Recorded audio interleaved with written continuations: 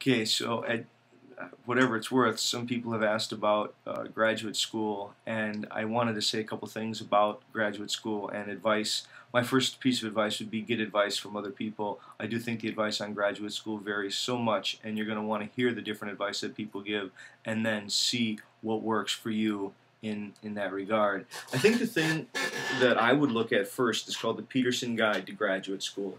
The Peterson Guide to Graduate School is a comprehensive overview of the graduate school programs in the country, and it will give you very interesting information like who goes, what are the breakdown of the people who attend that particular program, how old are they, what is the average or the required grade point average, what is the minimum GRE scores. The GRE is the graduate record exam, and those are three different areas of analytic, verbal, and quantitative competencies.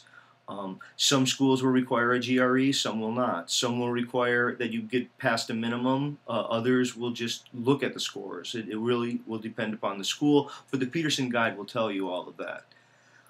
I think the thing to think about with schools is to realize that first, there's different reasons for going to graduate school. Some people go to graduate school just to go on for a master's within their field. They already have their job, and their job is going to pay for them to go get that master's degree, and they need that credential to advance within their job.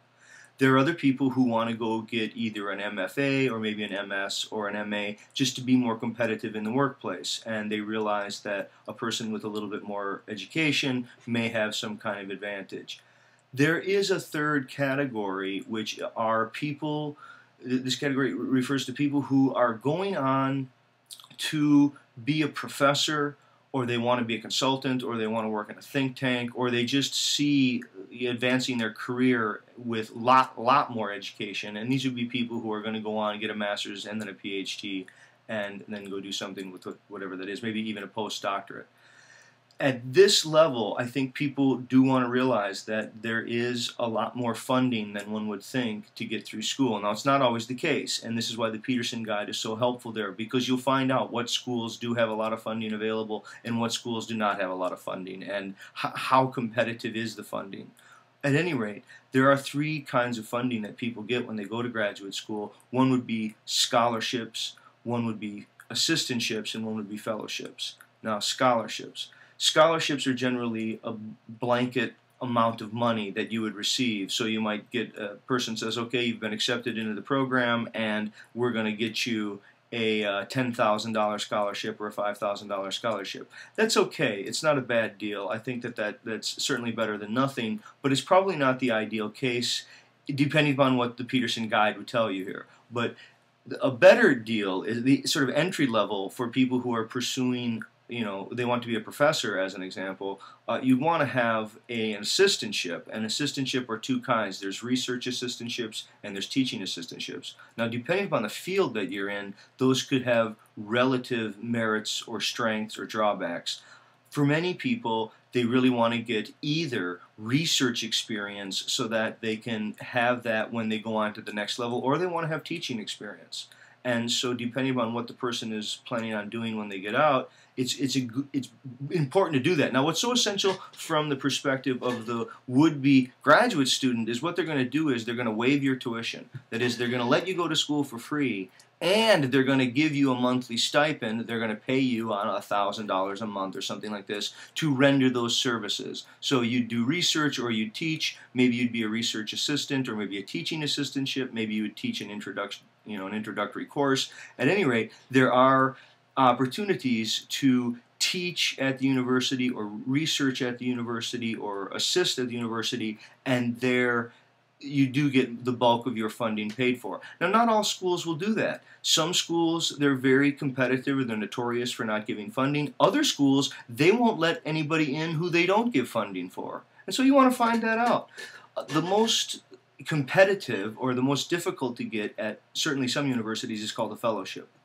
A fellowship is they're going to waive your tuition and they're going to pay you money just to put your feet on their campus, just to complete your degree there. Now, it's very honorific. It is a great mark of distinction to be a fellow at a program, especially if you're a PhD and you're on a fellowship.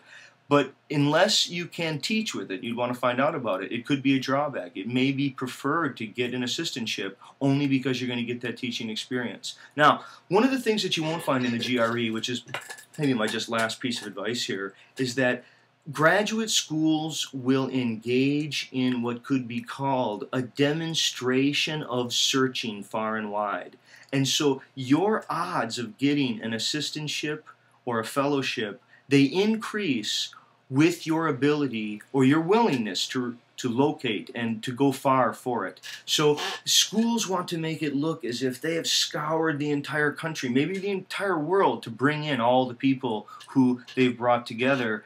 And so they'll bring in a person from Texas and a person from California and a person from New York and a person from Florida and a couple people from outside of the country, and there'll be someone from Wisconsin, right? So all around the country, and then even outside of the country. And that makes it look, again, as if they're willing to scour the entire area. It's very different, right, than someone who says, well, okay, I got an undergrad here and I want to get my master's in the same area, or my PhD in the same school.